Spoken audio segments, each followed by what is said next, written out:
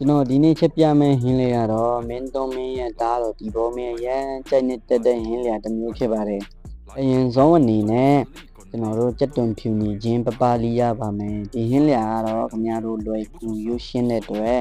ခင်ဗျားတို့လည်းတစ်ချိန်တစ်ခါတော့ခင်ဗျားတို့ချက်ပြုတ်စားတော့ပါလို့ကျွန်တော်ဒီကနေ့အကြံပြုပြရစေ။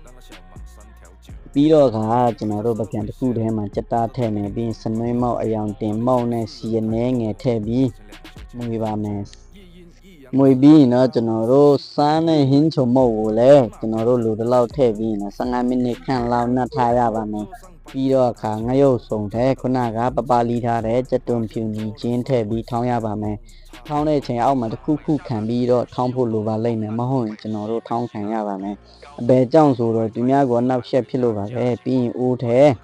ကျွန်တော်တို့စီတက်မယ်ကြက်တွန်နဲ့စနွေးမော့အနှဲငယ်ထည့်ပြီးမွေပါမယ်ပြီးတော့ကျွန်တော်တို့မွေပြီးတော့အယောင်နည်းနည်းလေးတန်းပြီးတော့ကျွန်တော်တို့ခုနကနှက်ထားတဲ့ကြက်သားကိုထည့်ပါမယ်ကြက်သားထည့်ပြီးတော့ကျွန်တော်တို့ဟိုမွေဒီမွေခဏလေးလှုပ်ပြီးတော့ခုနကကျွန်တော်တို့ထောင်းထားတဲ့ကြက်တွန်ဖြူညီချင်းကျွန်တော်တို့ထည့်မယ်လက်ကြံကိုတော့ကျွန်တော်တို့အရင်ခလောက်ပြီးထည့်မယ်ဖုံးအုပ်မယ်ပြီးရင်တော့ဖွင့်ပြီးမဆလာနဲ့နန်းနန်းပင်တီးမုတ်အနီတော်လေးထည့်ပါမယ်ခရုစီလေးကျွန်တော်တို့လိုတလောက်ထည့်မယ်အဖုံးအုပ်ခဏလေးကျွန်တော်တို့အရင်နည်းနည်းခမ်းပြီးဆိုရင်တော့ကျွန်တော်တို့ရဲ့ဒီဘောမင်းအရန်ကြက်နဲ့တက်တဲ့ကြက်စီပြန်ဟင်းလျာလေးရပါပြီခင်ဗျာ